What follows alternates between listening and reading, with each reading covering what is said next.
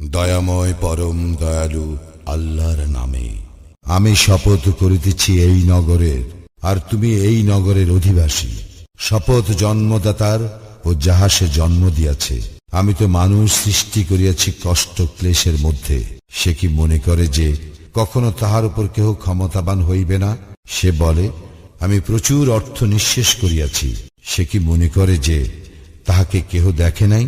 আমি কি তাহার জন্য সৃষ্টি করি নাই দুই চক্ষু আর জিহ্বা ও দুই ওষ্ঠ?